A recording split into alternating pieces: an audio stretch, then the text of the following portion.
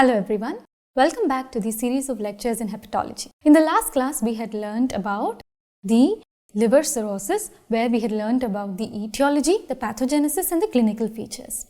Today we will be learning about the complications and the management of CLD. So let's begin.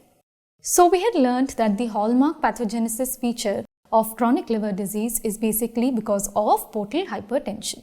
And what is the triad of portal hypertension? The triad is esophageal varices leading to GI bleed, then you have splenomegaly, and then you have ascites. So the first complication that we should know about liver cirrhosis is the complications of portal hypertension, which includes your varices, ascites, and splenomegaly.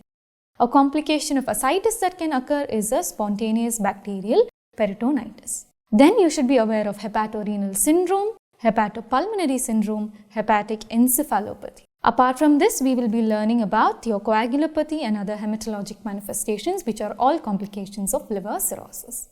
So let us begin with ascites. So what have we learned in the previous class? What is ascites? Ascites basically refers to accumulation of fluid in the peritoneal cavity. Accumulation of fluid in the peritoneal cavity. So we have learnt about the pathogenesis of ascites in liver cirrhosis. But liver cirrhosis is not the only cause for ascites, right? So there are many causes for ascites, and how do you know what is the etiology? So to understand the etiology of ascites, the marker that we use is what is called as the serum ascites albumin gradient, or SAAG, serum ascites albumin gradient. So how do we obtain this? So whenever a patient presents to you with ascites, you can do a simple bedside procedure where you remove a certain amount of ascitic fluid and send it for testing. This is what we call as your abdominal paracentesis, right? So you can test the fluid for albumin, you can test the fluid for protein, test it for cells, you can send it for culture, you can send it for amylase levels and so on. So once you obtain that values, you take the serum albumin and subtract the ascitic fluid albumin. Okay, so this serum albumin minus the ascitic fluid albumin is what gives us the serum ascitic albumin gradient, or your SAAG. So based on this SAAG, you can classify the etiology of portal hypertension. If the SAAG is more than 1.1 gram per deciliter, it's called as a high SAAG ascites, and this is most commonly due to portal hypertension.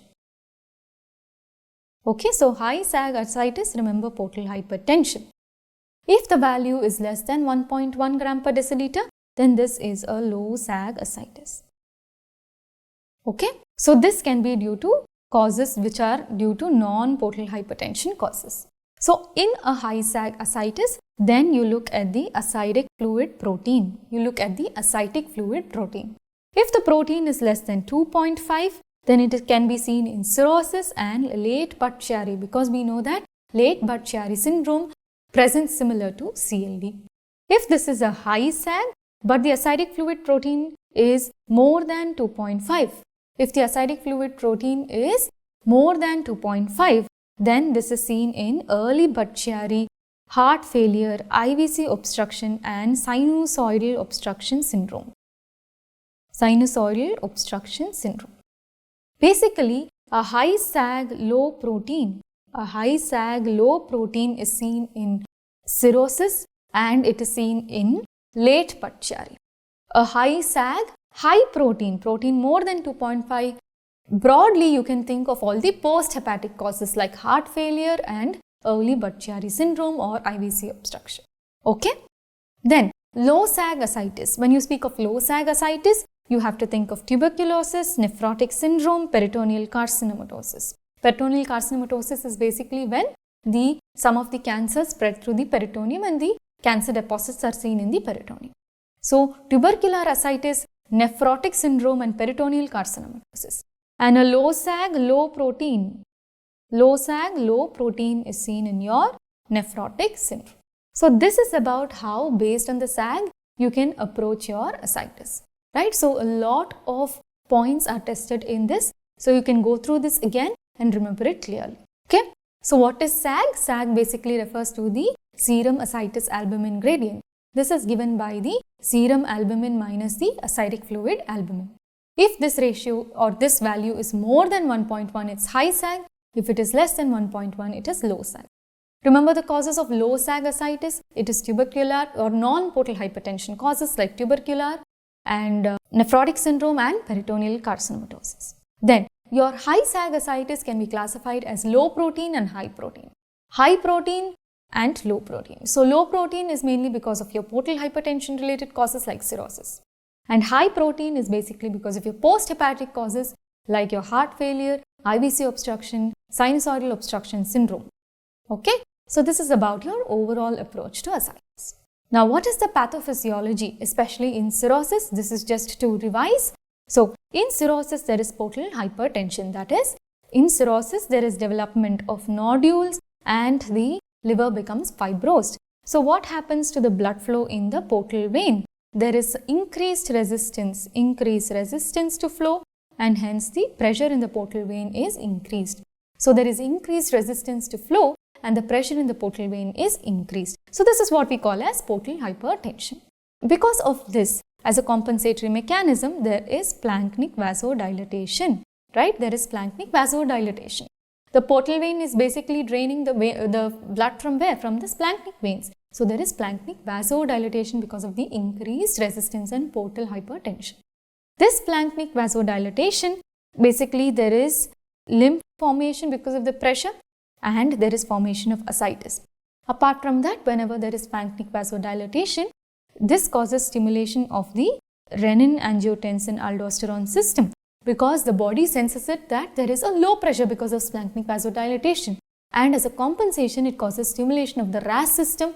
We have learned that the RAS system is basically responsible for maintaining the volume status.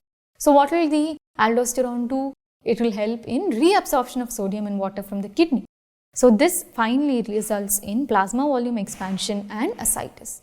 So this finally results in plasma volume expansion and ascites, right? So this is about your pathophysiology of ascites. Now let us understand how do you diagnose ascites. The ultrasound is the most sensitive. So the ultrasound is the most sensitive investigation and it can detect up to 100 ml of free fluid in the peritoneum.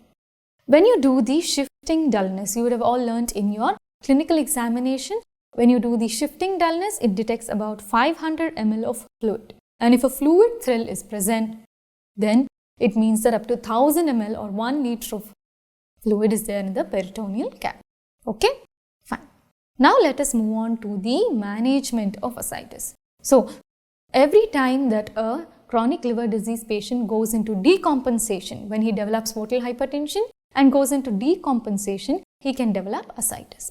So how do you manage this uncomplicated ascites, right? So most importantly, you have to manage the underlying CLD. If it is an alcoholic chronic liver disease, then you have to train him for abstinence, more alcohol, more CLD. Okay? Then you have to advise them for fluid and sodium restriction. Fluid restriction should be to less than 1 liter per day and sodium restriction to about 2 gram per day. Also counsel them about daily weight monitoring.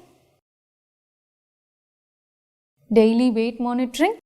So this daily weight monitoring is done in the hospital by the doctors and the nurses to see the response to treatment.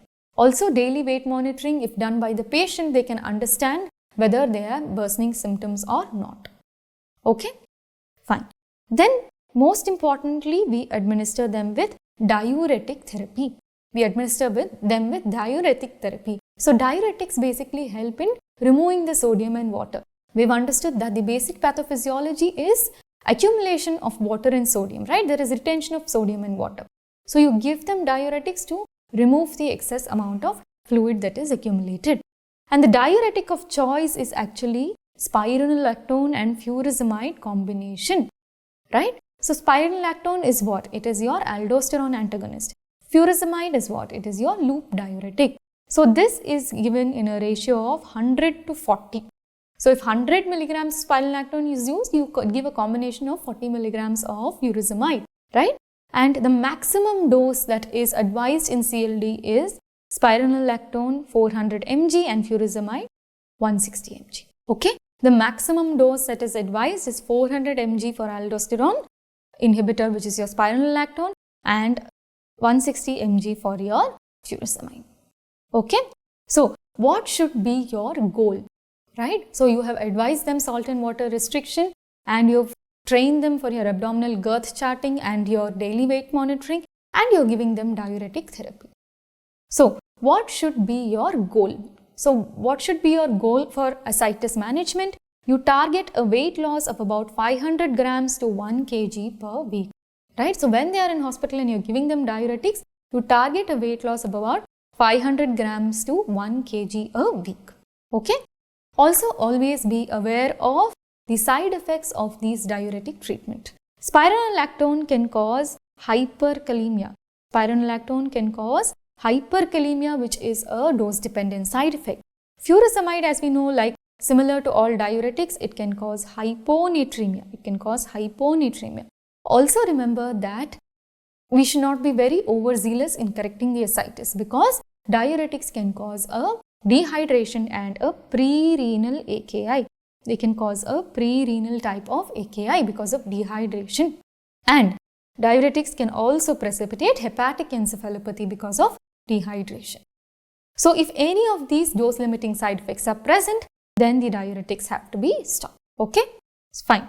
Now, if the patient is not improving much even with diuretic use, suppose the patient has a massive ascites of more than 1 to 1.5 liters or more than even 2 liters, and then what are the other symptoms that he will be having? When he lies down flat, he will be having so much of breathlessness that we call as orthopnea, right? So what are the causes of orthopnea? Orthopnea causes include heart failure and include a massive ascites. So whenever there is a massive ascites, when they lie down, the diaphragm will be pushed up and they will have orthopnea.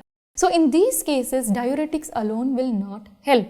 So what you will have to do is a repeated paracentesis. You may have to do a repeated paracentesis. So you take out fluid from the abdominal cavity. This is what we call as your ascitic tap or your ascitic fluid paracentesis. Okay. So what is your large volume paracentesis? What is your large volume paracentesis or your LVP? So whenever a patient comes with massive ascites, you may have to do a large volume paracentesis where you drain more than 3.5 liters of ascites per day. Okay. So you drain a large amount of fluid. But what is the problem when you drain a large amount of fluid? It can precipitate hepatic encephalopathy. It can precipitate hepatic encephalopathy. So whenever you do a large volume paracentesis, you also have to administer IV albumin along with it so that the patient does not get dehydrated and the volume status is maintained. So you give them IV albumin along with your large volume paracentesis. Okay. Now let us understand two terms, which is diuretic resistance and diuretic intractable ascites. Okay. So what is your diuretic resistance? Diuretic resistance means that despite your maximal dose of diuretics, despite being on treatment with the maximal dose of diuretics. So despite being on treatment with the maximal dose of diuretics, what does that mean? You have spironolactone at 400 mg and you are giving your furosemide to 160 mg and there is still no improvement in ascites, then this is called as diuretic resistance. So what are the causes for diuretic resistance? So the causes for diuretic resistance include if your patient is non-compliant to treatment, he is not taking his medications properly. Though you may be thinking you've given the maximum dose, he may not be compliant to treatment. Then he is not following his lifestyle modifications. He is not following fluid restriction or sodium restriction is not being followed. Okay. Then the amount of sodium excretion is not enough. The amount of sodium excretion is not enough due to multiple causes. Most importantly, you have to see if there is an underlying renal failure or a hepatorenal syndrome. What happens when there is an underlying renal failure or hepatorenal syndrome? Then your kidneys are not functioning, they cannot excrete their sodium and water. So in these kind of situations, you can have diuretic resistance, and the treatment of HRS is different that we will be looking at. So this is about your diuretic resistance or your diuretic refractory ascites. What is your diuretic intractable ascites? What is your diuretic intractable? Diuretic intractable basically means that the management is limited. The management is limited by the side effects of the use of diuretics. So we have learnt about the side effects, right? So if there is severe hyperkalemia, there is AKI, then you cannot continue the diuretics anymore. But they have refractory ascites, and the diuretic, the ascites is intractable to the use of diuretics because of your dose limiting side effects. Okay. So this is about your diuretic resistance and diuretic intractable ascites. Okay. So till now, what are we learning? We are learning about the complications of chronic liver disease. So first we have learnt about ascites. How do you use SAAG for the approach of ascites? We have understood the pathophysiology of ascites in CLD, and we have learnt about the management of ascites. Now let us move on to the next complication, which is a complication of ascites in itself, what we call as your spontaneous bacterial peritonitis. So this is a complication of ascites. As the name suggests, what is the meaning? The meaning is that there is spontaneous. That means that the patient has not undergone any procedure, the patient has not undergone any external manipulation of the ascites, but he has developed bacteria within the ascitic fluid, and that has resulted in a peritonitis, right? So ascitic fluid in itself is a sterile fluid. Okay, there are no bacteria which are usually present, but in CLD patients, you can have bacterial translocation from the gut. So you can have bacterial translocation from the gut into the ascitic fluid, and it can cause infection of the ascitic fluid and result in your SBP or your spontaneous bacterial peritonitis. Okay. So how do you diagnose your SBP? So how do you diagnose your SBP? So like I had mentioned before, to understand your ascites, you do a paracentesis and you take your ascitic fluid and give it for laboratory examination. So if the ascitic fluid WBCs are more than 500 cells, if the ascitic fluid WBC count is more than 500 cells, of which your polymorphonuclear neutrophils, polymorphonuclear lymphocytes, which is your neutrophils, is more than 250 cells per microliter.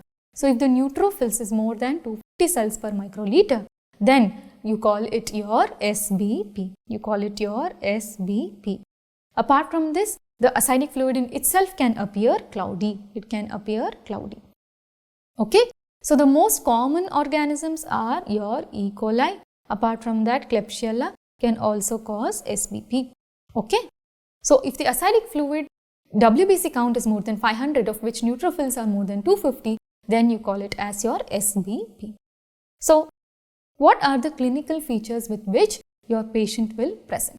What are the clinical features with which your patient will present? So in a patient of CLD, he's been following up with you and he's been doing normal for a long time. Okay, so he's been doing quite okay for a long time. Suddenly he comes with worsening of his ascites. So there can be worsening of his ascites. Then secondly, there can be decompensation. There can be decompensation, right? A patient has never had variceal hemorrhages, right? Patient has never had hepatic encephalopathy before, but his hepatic encephalopathy or hemorrhage, including variceal bleeds, has been precipitated by this infection, which is your SBP. Thirdly, they can present with abdominal pain because of the infection. They can have abdominal pain. Fourthly, they can have fever. And fifth, they can also have acute kidney injury and they can go on to sepsis as well. Okay. So these are the various ways in which SBP can present. So anytime the underlying message is that if your CLD patient is worsening or he has decompensated, always think of SBP also as one of the causes. Okay. So how is your spontaneous bacterial peritonitis different from secondary bacterial peritonitis? So how is your spontaneous bacterial peritonitis different from secondary bacterial peritonitis? So secondary bacterial peritonitis happens whenever the patient has undergone maybe a procedure, like you're following a paracentesis he has developed because of some infection that the doctor or nurse or whoever it is has iatrogenically implemented. Okay, so or the patient has undergone some other kind of procedures, maybe laparoscopic procedures and so on, and the peritoneal fluid has got infected. So how do you differentiate SBP from your secondary bacterial peritonitis? In your ascitic fluid analysis, the glucose is less than 40 and the LDH also is much elevated. Okay, and whenever you see an SBP and you send it for culture, this is a monomicrobial. This is a monomicrobial infection where usually only one type of microbe is there in the ascitic fluid culture. But in secondary bacterial peritonitis, this is a polymicrobial infection. This is a polymicrobial infection. Okay, so this is how you differentiate SBP from secondary bacterial peritonitis. So what is the treatment? Generally, the treatment is with broad spectrum antibiotics and third generation cephalosporins like cefotaxime, which is given 2 gram TID for 5 days. Alright.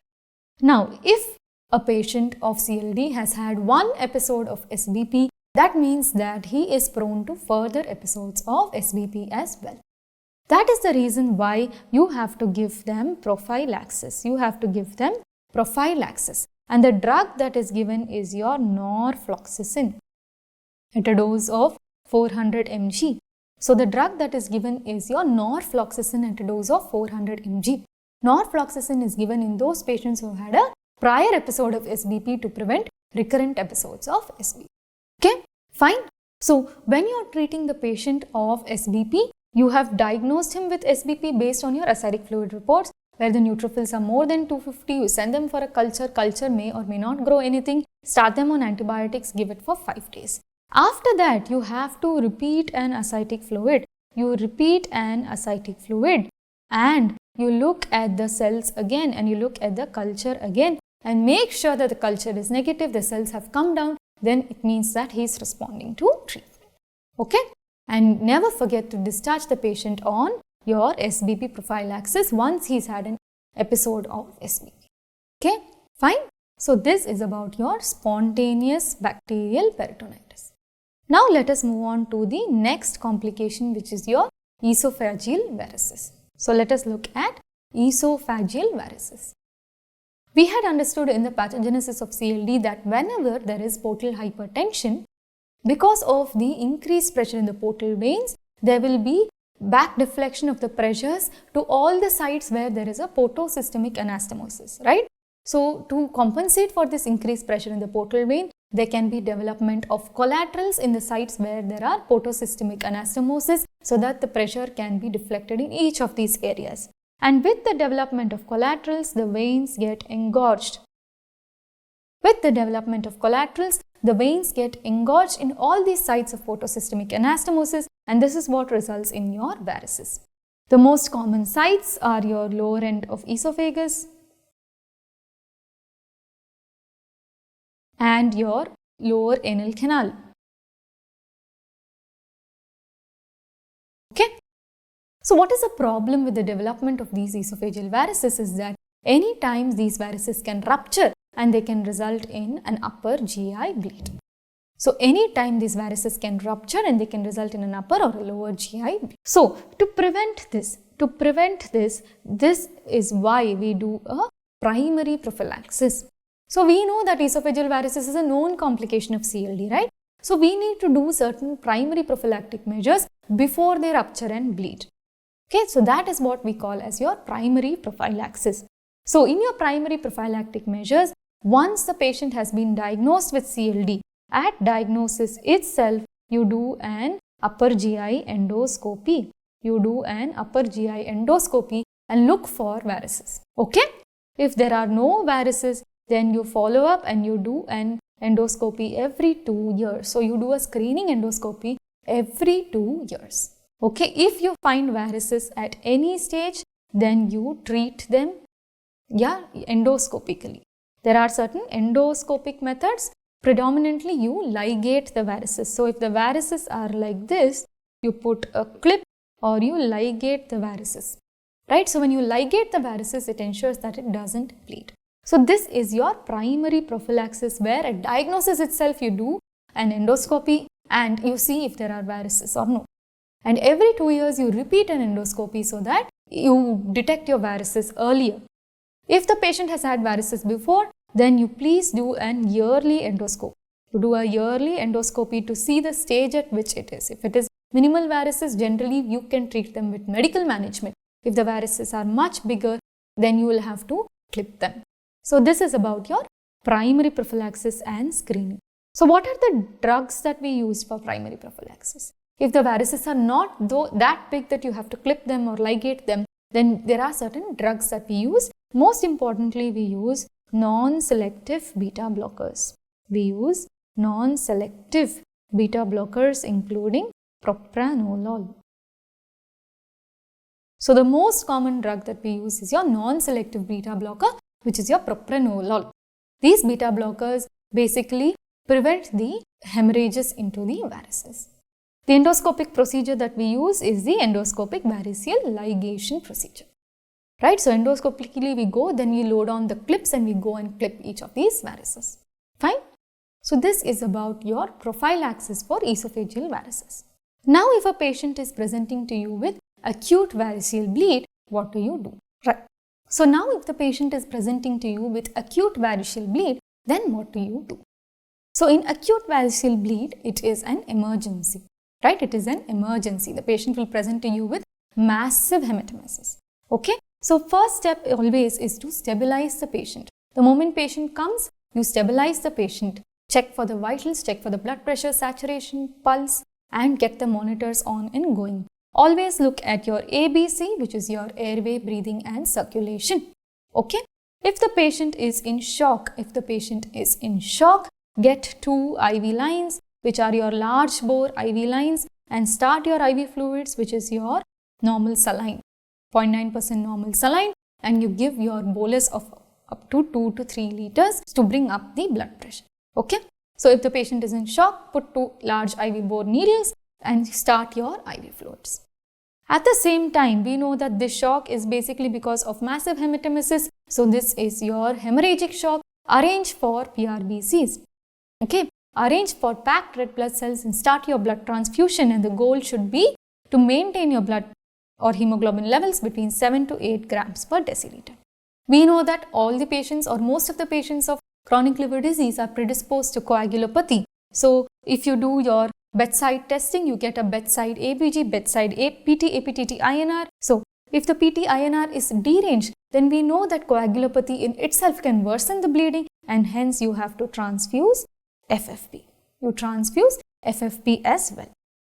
Okay. So this is how you first stabilize. Despite this, if the patient is not improving, patient's GCS is also low, because sometimes variceal bleed can also precipitate a hepatic encephalopathy. Then what you have to do? Then you start them on second line pressors as well. You start them on second line vasopressors as well, like norepinephrine. Okay. And if you have to take care of the airway, then you put them on a ventilator. Because in patients with variceal bleed, if there is a hepatic encephalopathy which has been precipitated, they will not be able to protect the airway, and you may have to put them on the ventilator after intubating them. This is how you manage your ABCs in your emergency. Okay. Followed by that, you have to stop the variceal bleed, right? You have to stop the variceal bleed. Though you have stabilized the patient, you have to stop the variceal bleed. So how do you stop it? The first line drugs that we use, is your vasoactive agents like terlipressin. Okay. So we use vasoactive agents like terlipressin, which is given as a 2 mg IV bolus, and you can keep on giving boluses or continue it as a IV infusion. Okay. So the vasoactive agents that we use is your terlipressin. Apart from that, you also give them the first dose of IV antibiotic, which is usually a 3rd gen cephalosporin. Okay. Despite the use of terlipressin, if there is still ongoing hemorrhage, and you still need time to stabilize the patient before you can take him up for an urgent endoscopy and ligate the varices, then the intermittent period you use a balloon tamponade. So for the balloon tamponade, what we use is your Sengstaken Blakemore tube. Okay, so for what we use in your management of balloon tamponade or tamponading is your Sengstaken Blakemore tube. So this basically has two balloons. It has a esophageal balloon and a gastric balloon. Okay, so this is what we put into the esophagus. Okay, this is what we put into the esophagus, and when we inflate the balloon, what happens is that it causes a tamponade. It goes and sits on the varices and prevents further bleeding. But remember, balloon tamponade is only a temporary measure. It's only a temporary measure because in long term, can you use a balloon tamponade? You cannot use it for more than 6 to 8 hours or even 12 hours because this can cause erosion of the esophageal wall. So this is a temporary measure. So when you are stabilizing and before the patient can be taken up for the OGD, if he is not responsive to the vasoactive agents like terlipressin, then you go ahead and do a balloon tamponade. Okay? Followed by that, you do an endoscopy and a ligation of the varices. So followed by that, you do an endoscopy and you ligate the varices. Okay? If there is no improvement even with that, then the last resort procedure that we use is what we call as your TIPS. Okay? So what is TIPS? We will be looking at. So let us just go through the management of upper GI bleed once again. So if there is an acute variceal bleed, then always stabilize the patient. Okay? If he is in shock, you put 2 large bore IV needles, give him IV fluids, arrange for blood products, arrange for FFP, bring up the blood pressure, give vasopressors. Second, you will have to stop the bleeding, so you give them vasoactive agents. If that is not used, if that is not effective, then you can use a balloon tamponade as an interim measure before taking up for an endoscopy. Despite doing an endoscopy and ligation, which is very rare, most of the time patients do respond to your ligation, then you will have to do a TIPS. So what does TIPS stand for? TIPS stands for transjugular intrahepatic portosystemic shunt. Okay, so as the name suggests, we go through a transjugular way. So we pass through the jugular vein and we go through a transjugular pathway, and then you go and place a shunt between the portal vein and the hepatic vein. So this is a shunt between the portal vein and the hepatic vein, right? So what does this TIPS do? Through this shunt, it helps in decompressing and reducing the portal hypertension. Okay, so this is your last resort, what you do for the management of your variceal bleed. Okay, so this is about your prophylaxis and management of your acute variceal bleed. Now let us look about how do you prevent further bleeding. So how do you prevent further bleeding? So the score that we use to categorize or separate these patients into low risk and high risk is your Child-Pugh score. So what are the parameters? The parameters are ascites, encephalopathy, total bilirubin, albumin and prothrombin time. So if the Child-Pugh score, you just remember the parameters and you can feed it into your calculator and you will get the score. So it is classified into Child-Pugh score A, B and C. If the total score is between 5 to 6, then it is your Child-Pugh score A, and if it is 7 to 9 and 10 to 15, then it is B and C. So if your Child-Pugh score is A, then you can consider TIPS in this patient. But B and C patients, finally they have to be referred for a liver transplant. So Child-Pugh score B and C have to finally be referred for a liver transplant.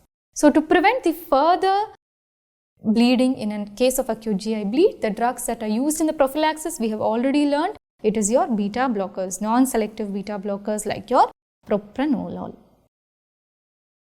Okay, fine. So this is about your complete management of variceal bleed. Now we move on to the next topic, which is your hepatic encephalopathy. So now we move on to the next topic, which is your hepatic encephalopathy. So now we move on to the management of hepatic encephalopathy. Alright. So by definition, what is hepatic encephalopathy? So hepatic encephalopathy is basically a cognitive dysfunction.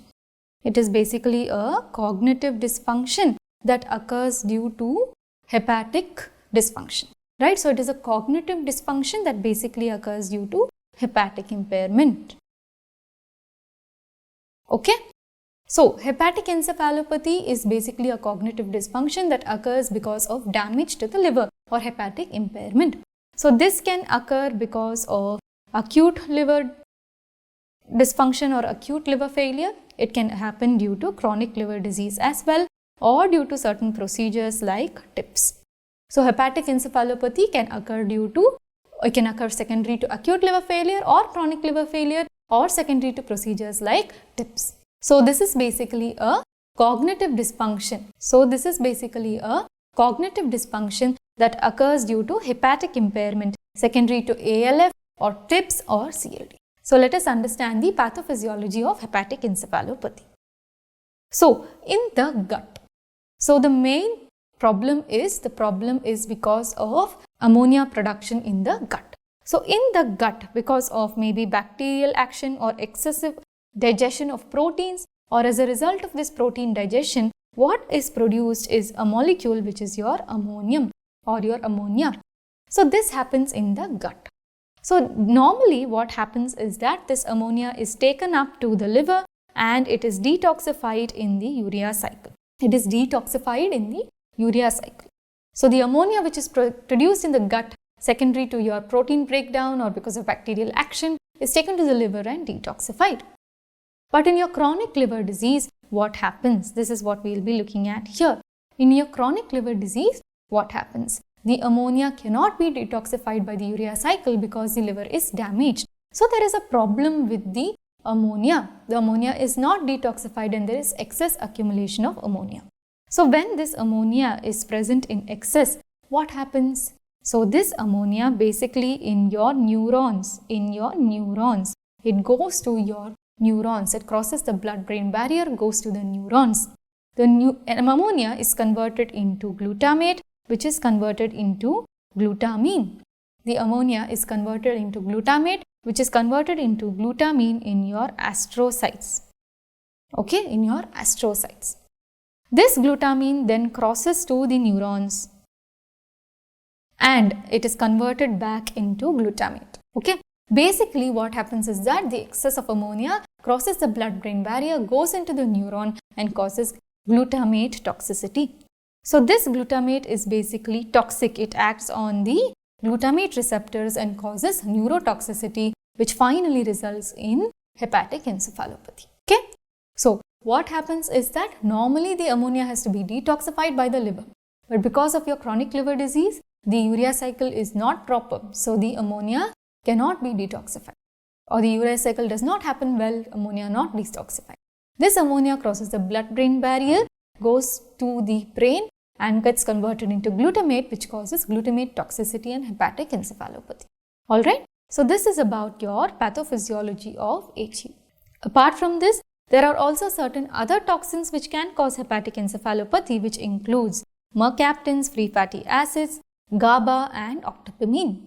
There are mercaptans, free fatty acids, GABA and octopamine, which are all produced as a result of your liver damage. Fine. So whenever a patient presents with hepatic encephalopathy, we have to remember there will be certain precipitating factors, right? So whenever a patient presents with hepatic encephalopathy, we have to remember that there will be certain precipitating factors. So any condition which increases the nitrogen load, for example, constipation. So when you are constipated, the gastric output or the removal of the feces is not happening well, right? So that means that there is a increased transit time of the fecal matter as well as the food or the digested food particle.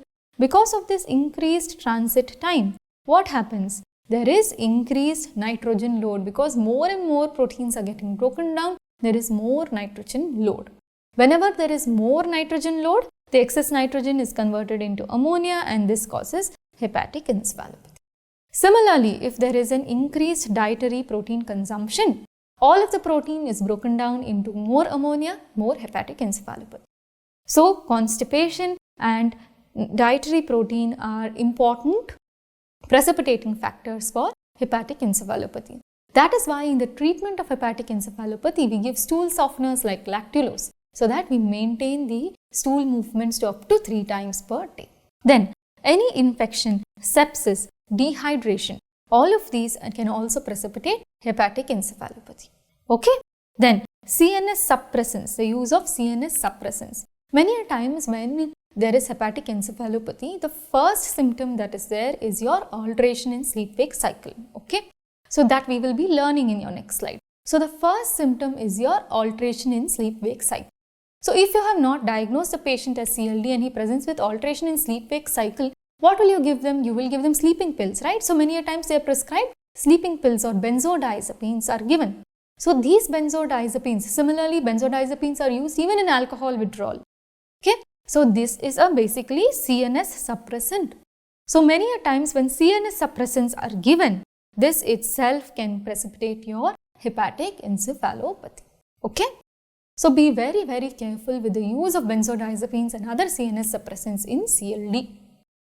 Then upper GI bleed. Upper GI bleed. So whenever a patient has a massive hematemesis or hematochezia, there is increased nitrogen load and hence there is hepatic encephalopathy again. Okay? So these are the most important precipitating factors for HE. So constipation, increased dietary protein, infection, sepsis, dehydration and use of CNS suppressions. Okay? Fine. Now let us understand the clinical features of hepatic encephalopathy. So what classification do we use? We use a modified West Haven classification. So grade 0 is normal. In grade 1, we have alteration in sleep-wake cycle. So the first symptom or the first sign of hepatic encephalopathy is your alteration in sleep-wake cycle. Okay? And the test that we use for diagnosing your grade 1 hepatic encephalopathy is something called as your constructional apraxia. So we test for constructional apraxia is not the test. We test for constructional apraxia where you ask them to draw these kind of intersecting figures, right? So this is basically a parietal lobe function. Okay, so this can be suppressed and it's one of the earliest signs for hepatic encephalopathy. Similarly, you ask them to connect the dots. Okay, so these will be lost in your early stages of HE. Then in your grade 2, the patient appears confused. They can have muscle rigidity and they develop this characteristic asterixis. Asterixis is nothing but your flapping tremors. It is a negative myoclonus. It is a negative myoclonus. So asterixis is seen from grade 2 and it can extend up to grade 3 and 4 of hepatic encephalopathy.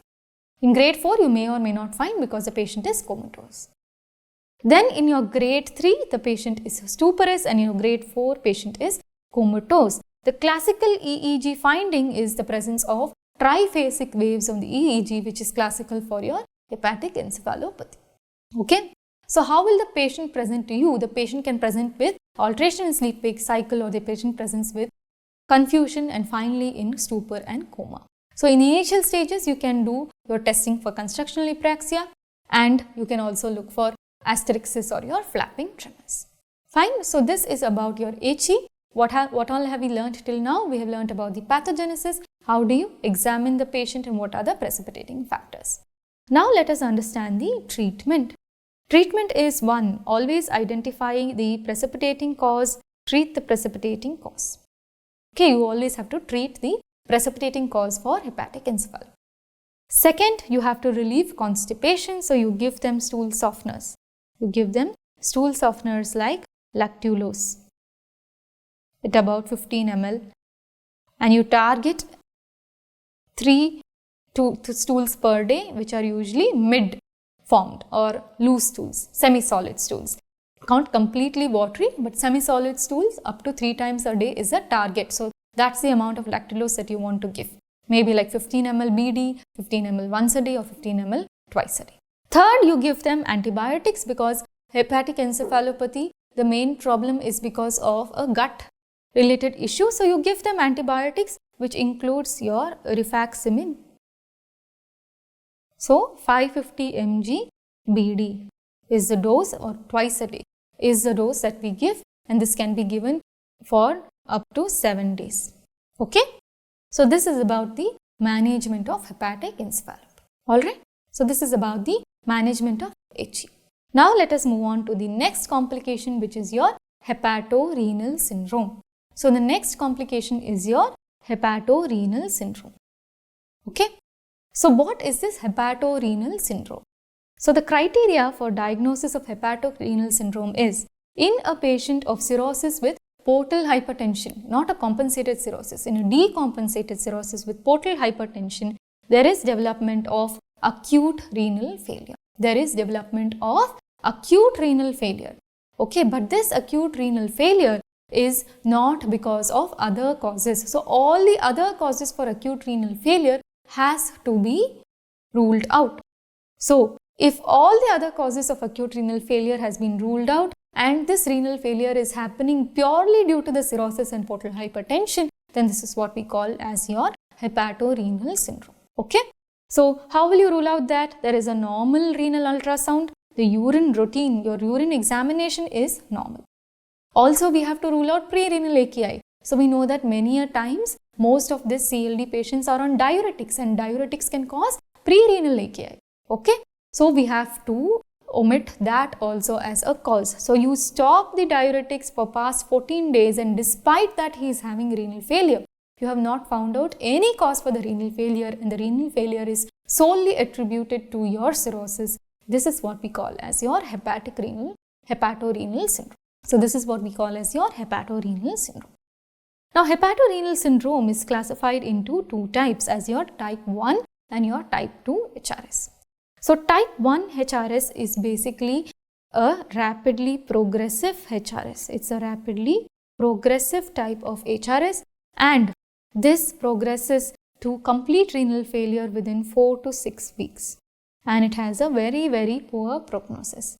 In your type 2 HRS, it is more slow, and it takes about 4 to 6 months to go into a chronic renal failure, and this has a slightly better prognosis. So type 1 HRS, finally they will need a liver transplant. Okay.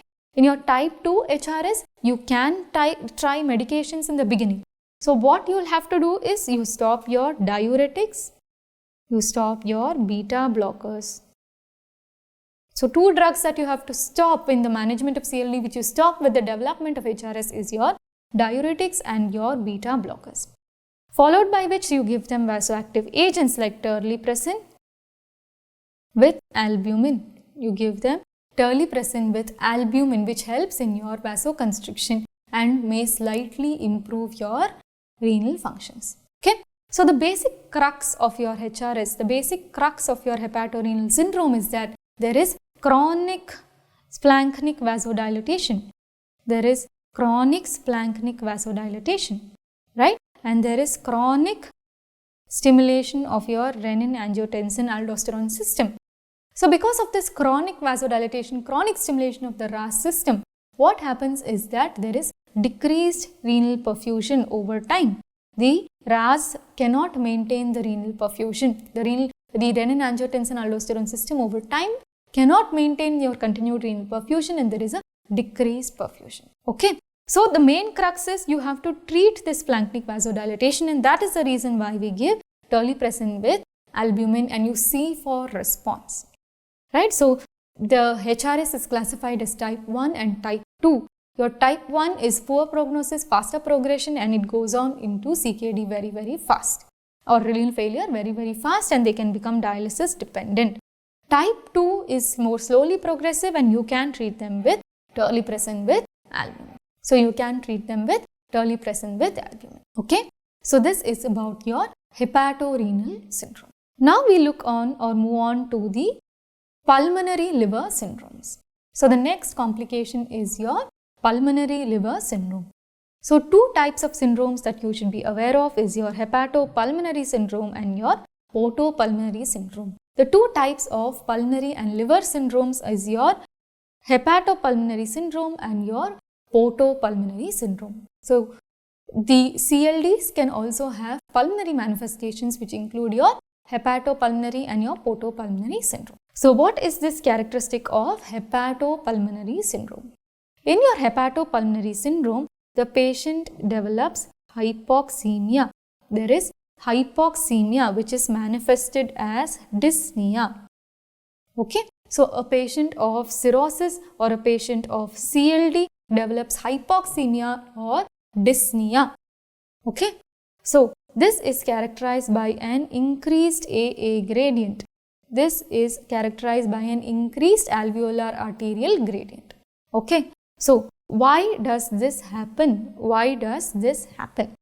So the presence of hypoxemia or dyspnea or increased AA gradient in a patient of CLD is what we call as your hepatopulmonary syndrome.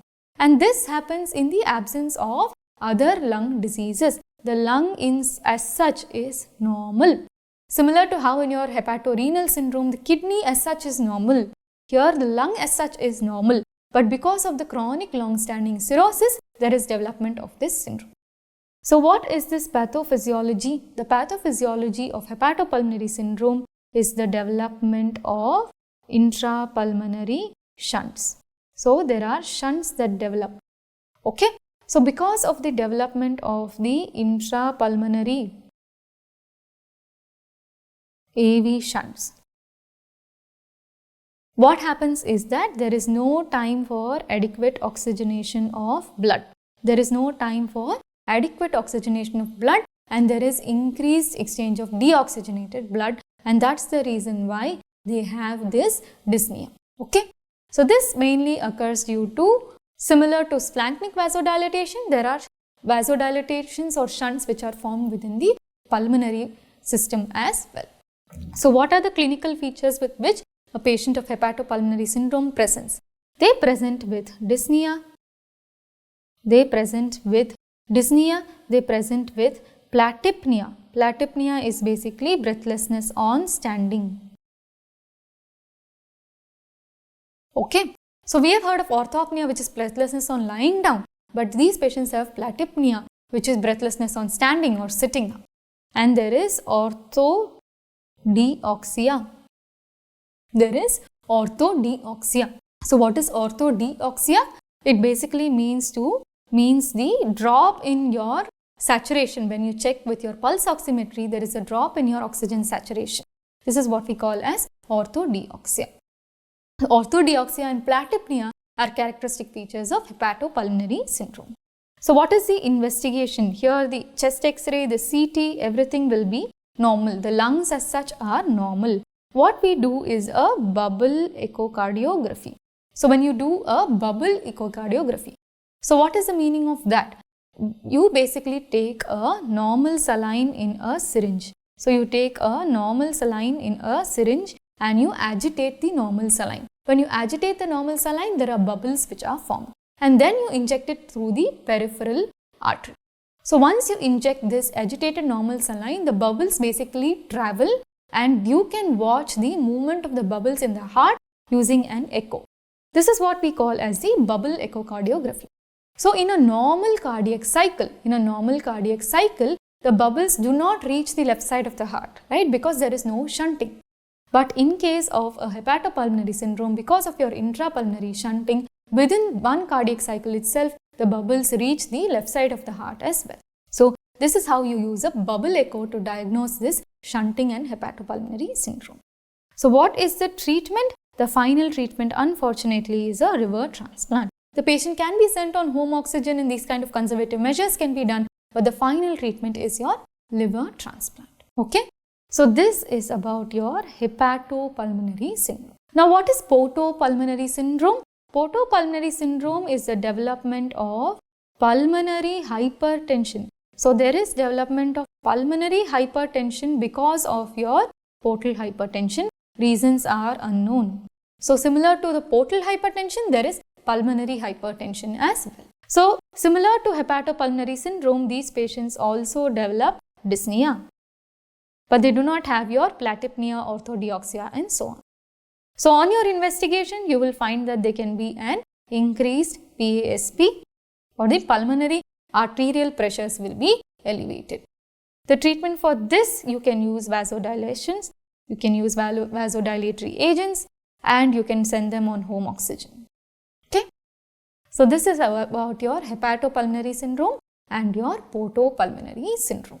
Fine.